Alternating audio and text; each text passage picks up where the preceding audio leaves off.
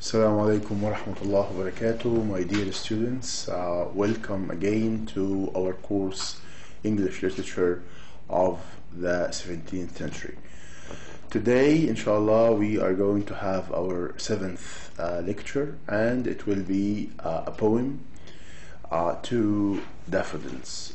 It's an interesting poem. I'm quite sure that you will like it too much, inshallah. Let me remind you that till now we covered 6 lectures, starting with 2 lectures about introduction to the English literature of the 17th century, and after this we covered 4 lectures about Paradise Lost by John Milton. Today, inshallah, we are going to have, as you can see, our 7th lecture. Hope you are doing well in your studies. Study hard, and I'm quite sure that you will get, inshallah, high marks. Our course is not that difficult, it's quite simple, and I'll try hard, as I said, to inshallah help you all bi'Iznillah. Okay, this is, as I said, our 7th lecture.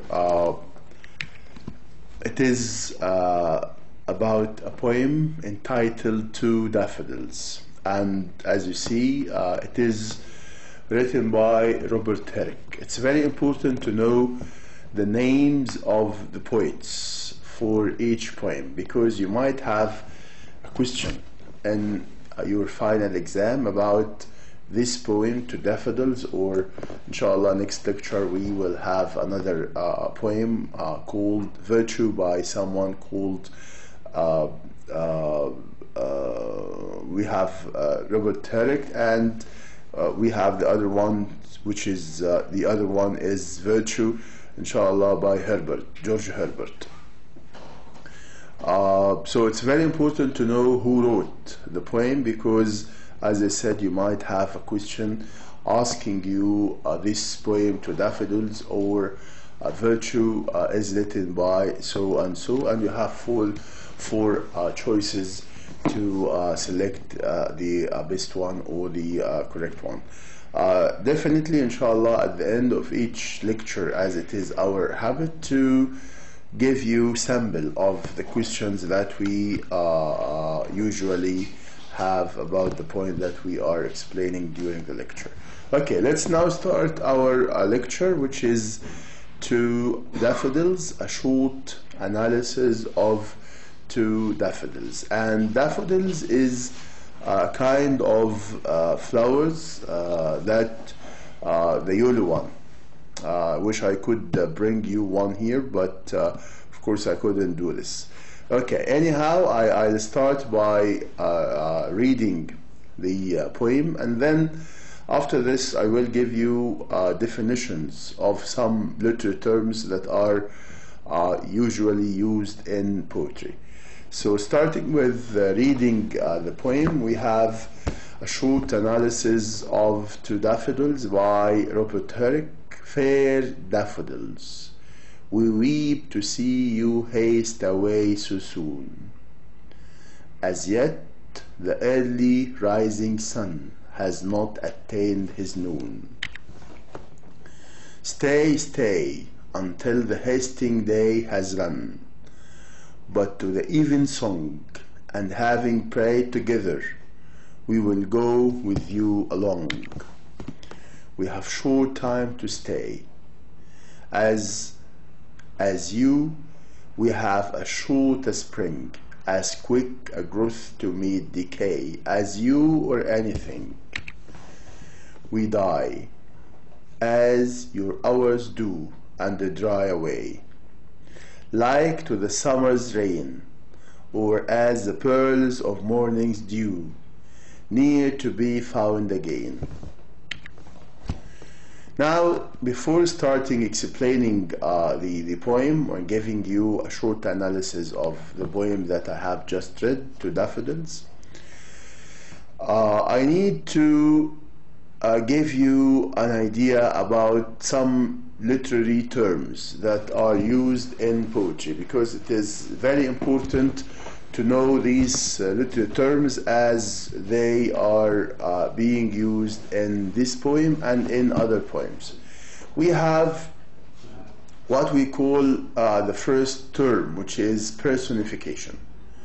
And personification is giving an inanimate object or abstract ideas human qualities. So if we have an inanimate object or abstract ideas, if we give them some human qualities, if we deal with them or if we consider them as humans, this is what we call personification. So suppose that I consider this like a boy or something.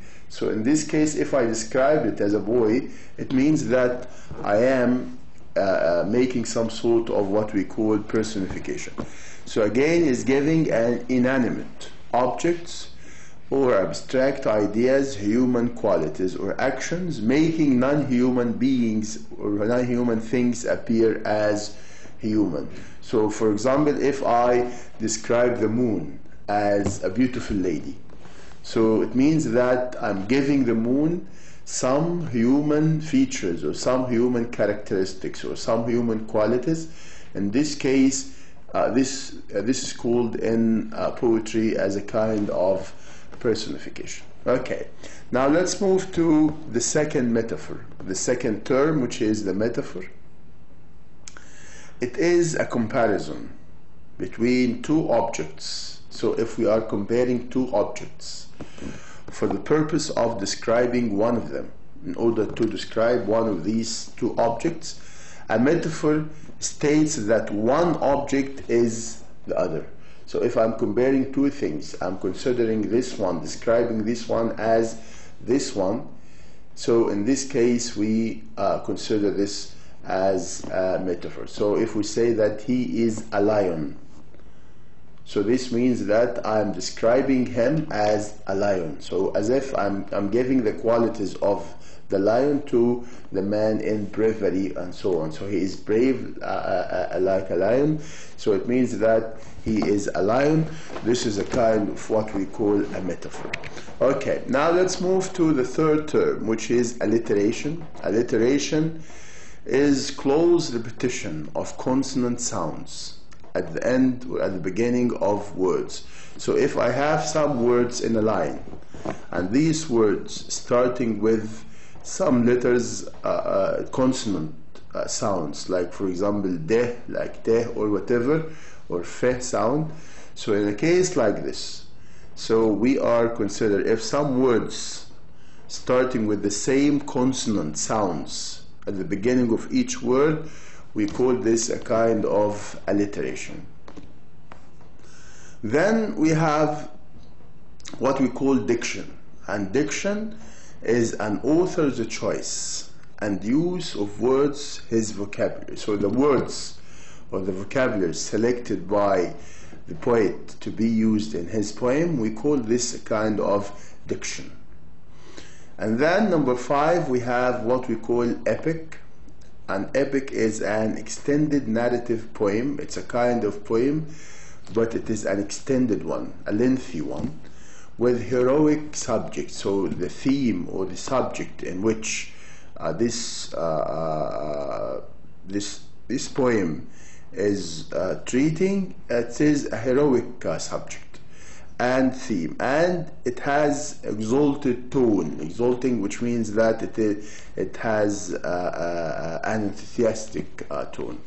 Okay, now let's move to another term, which is about rhyme. And rhyme is the use of words with similar sounds in poetry, usually but not always at the ends of lines. Okay, so the use of words with similar sounds in poetry, usually but not always at the ends of lines. Okay, number 7, we have set stanza. And stanza is a group of lines in a poem divided off from the others. Each stanza is usually the same number of lines in length. So a stanza is a group of lines أبيات. Lines here means أبيات الشعر in a poem divided off from the others. So you have some lines, 4 lines, a group of lines, and this is considered as a stanza. And then each stanza is usually the same number of lines. So if you have a stanza of 4 lines, so the second stanza should be also stanza of 4 lines, or consists of 4 lines. Okay. Now, before we start the daffodils and to see its service meaning, so the question that might come to your mind, how you will have some questions about this. So, for example, I might give you personification, saying personification is, and giving you 4 choices. For example, personification is giving an inanimate object to abstract ideas, so on, or another one, making non-human things appear as human. This is the first choice. And then giving you the second choice, the definition of metaphor, which is a comparison between 2 objects, blah, blah, etc. And the third choice might be something about close repetition of consonants, so on. So you need to know what is personification in order to get the right choice, or to select the right choice. So these terms, these definitions of these terms are very important. You need to know the difference between each term in order to be able, if you have some questions in the exam, so you should be able to select the right choice. Okay, have you got now how your questions will be about this part, which is about the terms itself? So giving you the term, and then giving you 4 definitions of 4 terms. One of them definitely is the right choice. Okay, now let's move to, for example, another example. For example, stanza. Stanza is as a question, and is the first choice the use of words with similar sounds in poetry. Of course, this is incorrect because this is the definition of rhyme. The second choice is a group of lines in a poem divided off from the others. Definitely this will be the right choice of this question. Okay, so you need to study these terms and know their meanings quite well, because inshallah you might have some questions in the exam about this. Okay, now let's move to the poem and see a short analysis of it, starting with service meaning. So if you read to daffodils, you will find that the poem has 2 meanings. One of them is service meaning, and the other one is deep meaning. There is another meaning underneath. So the service meaning, which is quite clear and quite obvious to the readers, to the people, is this one. In this poem, or in his poem To Daffodils, the poet Rupert Herrick, and of course again I'm emphasizing the point that you need to know who wrote that poem. Is it written by Rupert Herrick, To Daffodils? So you might have a question. To Daffodil was written by, or is written by Rupert Herrick, for example. Another one, anyone, Donne, Wordsworth, Coleridge, any other poets. So you need to know that this is written by Rupert Herrick. So in his poem To Daffodils, the poet Rupert Herrick begins by saying that we grieve. Grieve means we are sad. We grieve to see the beautiful daffodils being wasted away very quickly. And the word wasted away here means died very quickly. So the poet is sad because he sees these daffodils, these flowers, dying very quickly. Okay? To see the beautiful daffodils being wasted away very quickly. The duration, the period, the time of their gloom is so short that it seems even the rising sun still hasn't reached the noon time. So before the sun reaches the noon time, so we find that these daffodils die. Thus, in the very beginning of in the very beginning, the poet has struck a note of mourning, and the word mourning here means sadness. So the poet has struck a note of mourning at the fast dying of daffodils. So he is sad, he is expressing his sadness, his grief because of this fast dying of daffodils. Okay. The poet then addresses the daffodils and asks them to stay until the clay ends with the evening prayer. So he's asking them not to vanish and not to die very quickly, at least to stay with him until the evening. After praying together, he says that they will also accompany the daffodils. This is because, like flowers, men have a very transient life, and even the youth is also very short-lived. So this is what he really wants to express is that he said that flowers, like men, they too have a very transient life, a very short life, and even the youth is also very short-lived. Okay, now this is what we have just explained right now. Was the service meaning. Now we have, as I said, another meaning underneath, which is the deep meaning. What he means by the short life of daffodils and why don't they stay for a long time. This is what we have. He said here, we have short time to stay as you. We have as short as spring.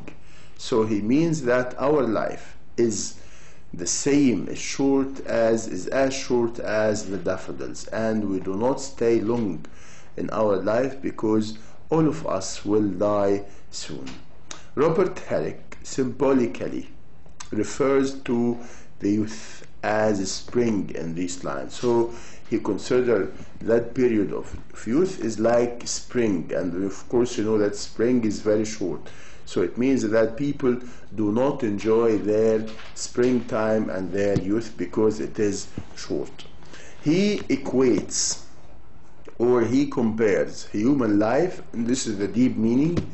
He compares human life with the life of daffodils. So at the very beginning that he said the life of the daffodils is very short. Now he said that our life, he is comparing our life with the life of daffodils. He said that also our life is short. Okay. Further he says that both of them grow very fast.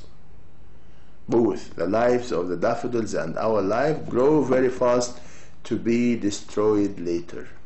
Just like the short duration of the flowers meant to die away soon. So he's saying that some people die very young and they do not even enjoy their lives. Okay, so he compares this, or he describes those people who die very young the same. He compared them with those daffodils which die very quickly and very fast, and people even do not enjoy their stay. Their life is as short as the rain of the summer season. So their life is as short as the rain of the summer season, which comes for a very short time. And the dewdrops, he is comparing again our lives and the life of the daffodils with the rain of the summer. Of course, we know that when there is rain in summer, of course, it does not last for a long time. It is only like showering like this, and it is not that long. So he said that their life is as short as the rain of the summer season, which comes for a very short time. And the dewdrops in the morning, of course, you know these dewdrops in the morning. Once the sun emerges and appears, these dews are not there anymore. which vanish away and never return again. So these drops of dew, they vanish away very quickly and they never return again.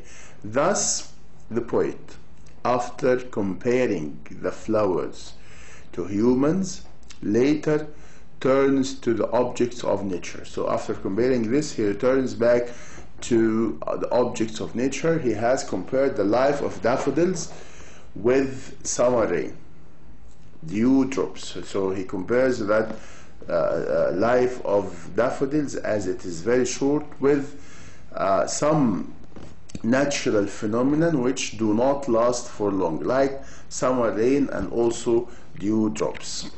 Now we have got now an idea about the surface meaning in the poem, and also about the deep meaning or underneath meaning of that poem. Now let's move to the themes. What's the theme, the main theme in Daffodils? It is the short-lived nature of life, the fleeting passage of time. This is the main theme, which is the short-lived nature of life. Life is very short, and people will not last for a long time. The fleeting passage of time, time is passing very fast and very quickly. Also, like the flowers, we humans have a very short life in this world. So again, like the flowers, we humans have a very short life in this world. Okay.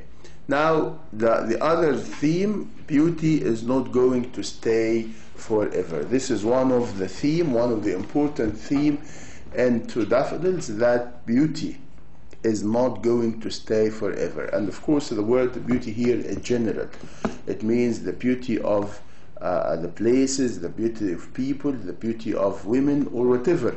He feels that this beauty is not going to stay forever. So if we are looking at a beautiful flower or a beautiful rose, soon it will die. So if we have also a beautiful lady, it means that later on her beauty will vanish and will not be there anymore. So he is asking us here to emphasize and to pay attention more to the inner beauty that we have. So again, one of the themes into Daffodils is beauty is not going to stay forever. Then he is sending us some messages through that poem to Daffodils. He said, one of the messages, he said, life is short and the world is beautiful.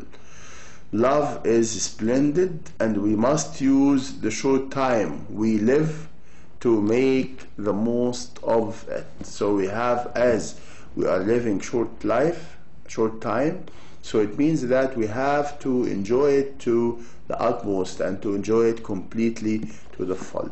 This is shown in the words haste. This is shown also in the words run, short and quick. Okay. Now let's have two lines, and then we have the explanation. Fair daffodils, we weep to see you haste away so soon. So we weep. Weep means shedding tears, to see you haste away so soon. And of course, the word haste away means to die very soon. So as you can see in the explanation, the poet talks to the flowers. He tells them that he is so sad.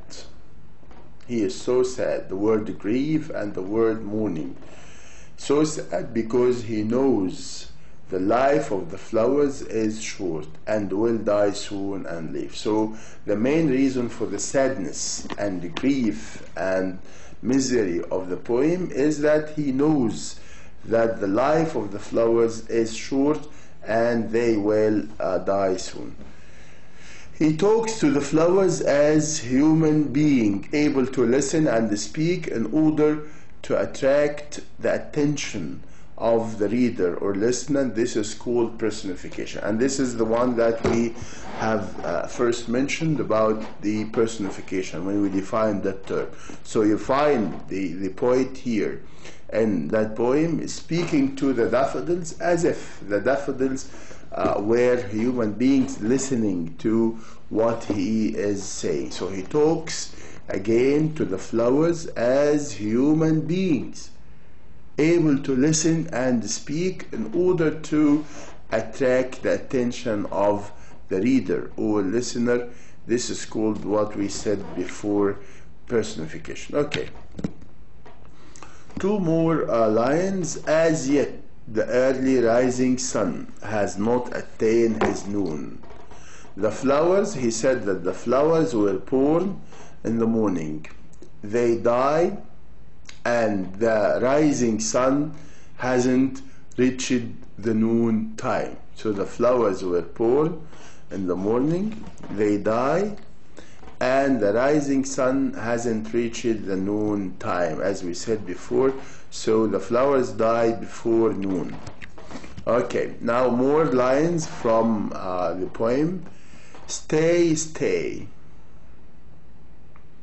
And as you can see, this is a kind of alliteration. Why? Because as you can see, we have here a close repetition of the consonant sound, as it said. So we say that alliteration is a kind of close repetition of what? Of consonant sound. So we have here se sound coming very close to each other. So this is a kind of what we call alliteration. So stay, stay until the hasting day, the fast day, has run. And this is of course symbolic of death. But to the even song, symbolic referring to the song of death.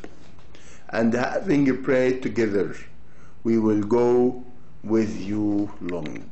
Okay. Again, what we call stay, stay, forced rhyme, in order to stress his wishes to continue flourish and stay till the end of the day. The poet then addresses the daffodils. The poet then addresses the daffodils and asks them to stay until the end of the day. So he is asking the daffodils to stay until the end of the day with the evening prayer. After praying together, he says that they will also accompany the daffodils here. So asking the daffodils to stay until the evening prayer finished, and then they will go together. Okay. We have short times to stay. As you, he's saying that our life also is so short, like speaking to the daffodils, as if the daffodils were human beings listening to him and able to understand what he is saying. So we have short time to stay. As you, we have as short as spring, as quick a growth to meet decay, as you or anything. So the poet symbolically refers to the youth as a spring. In these lines, he compares human life with the life of daffodils. Further, he says that both of them grow very fast. Humans and daffodils, they grow very fast to be destroyed later. Just like the short duration of the flower, human too die away soon. He compares again the human life with daffodils, that all of them have short life, and this is what we call simile in poetry. Okay, then he continues comparing the daffodils' life to spring season to show the shortness of life. Again, the last line, he continues comparing the daffodils' life, the life of the daffodils, to spring season to show that the shortness of life. So he said that the life of the daffodils is like the same spring season, and of course all of us know that spring is very short, right? Okay, now let's move to another point. As quick a growth to meet decay. He compares the daffodils to the period of growth. As you or anything, we die. So every creature will be dying, of course. And we die like the summer's vein, or as the pearls of morning dew, near to be found again. Their life is as short as the rain of the summer season, which comes for a very short time, and the dew drops in the morning, which vanish away and never return again. Thus the poet, after comparing the flowers to human letters, turned to the objects of nature. He has compared the life of daffodils with summer rain, dew drops. He compares pearls to the dew. He compares pearls to the dew. So he is making some sort of comparison between the dew and the pearls. Why the pearls? Because if you look at the dew early in the morning, you find that it's shining like pearls, and it has a very nice color like pearls. So he compares the pearls to the dew to show the beauty, shining and tiny, how this dew is very tiny and shining and beautiful.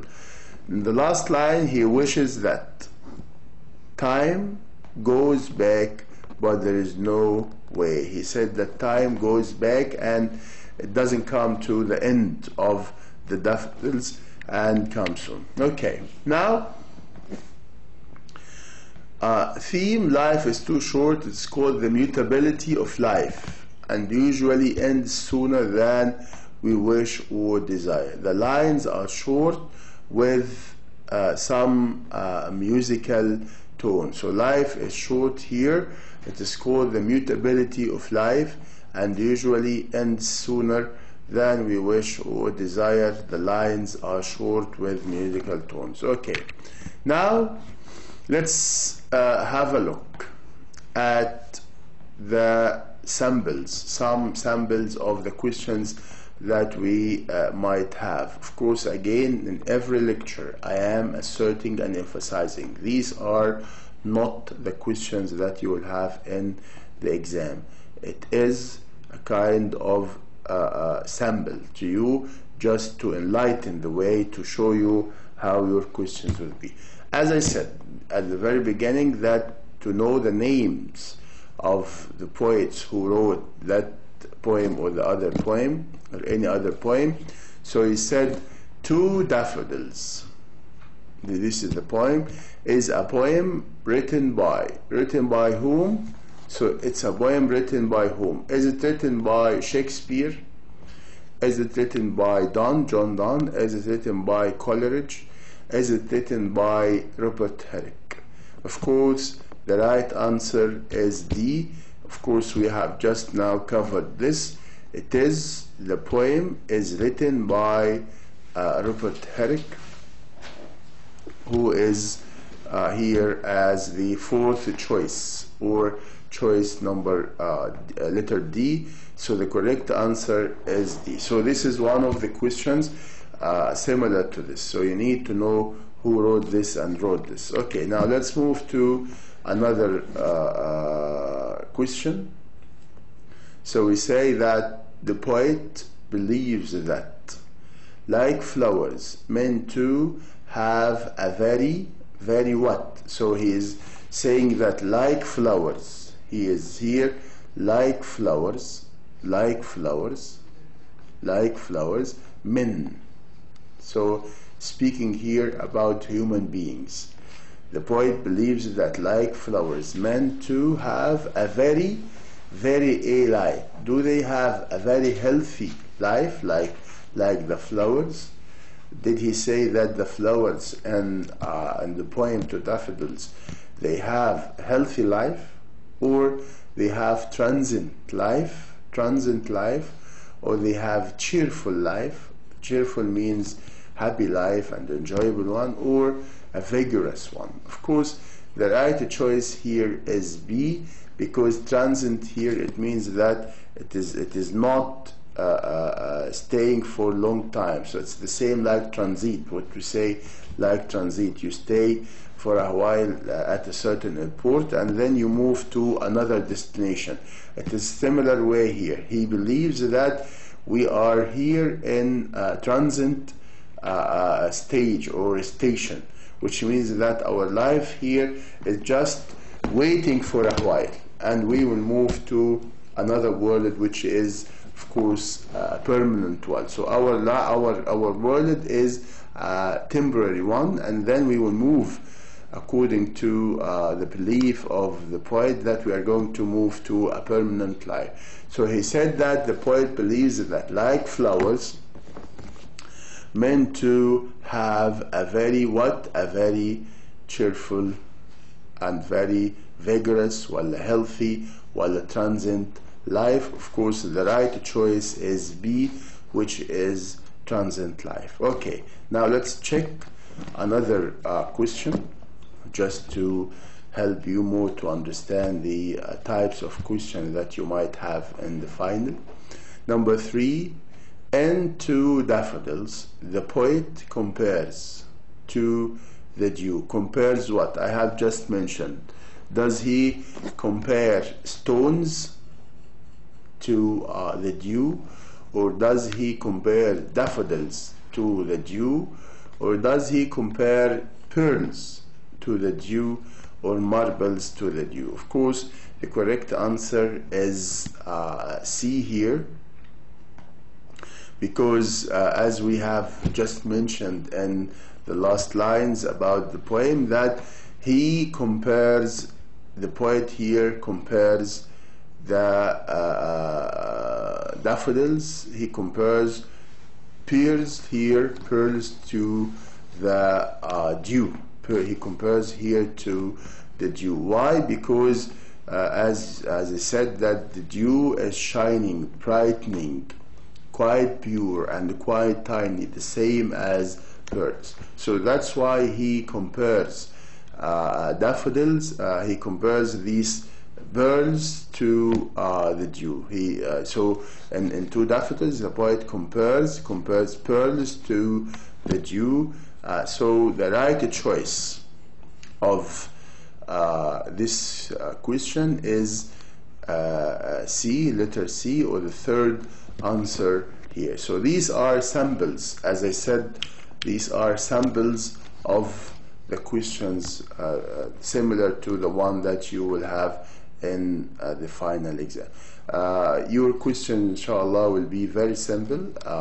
Do not be worried, but you need to, as I said, to study the materials that you are having here with me. Very important to read every word thoroughly, and to concentrate on the things that I'm trying to highlight in every now and then, like the names of the poets, like the dates. The dates are very important, either in this poem or the other poem, or even in Paradise Lost or whatever. So whenever you find dates are very important to know. Okay, so as we said, this is the third question, which is comparing the pearls to the dew. Okay, now I have already finished my lecture, the 7th lecture. Hope you like it, and hope you find it quite easy. Inshallah, you need to read it once more, and if you have any questions, any inquiries, I'll be happy to answer all of your questions. Thank you very much. All the best to you. Study hard. Inshallah, everything will be fine. Thank you very much. Assalamu alaikum wa rahmatullahi wa barakatuh.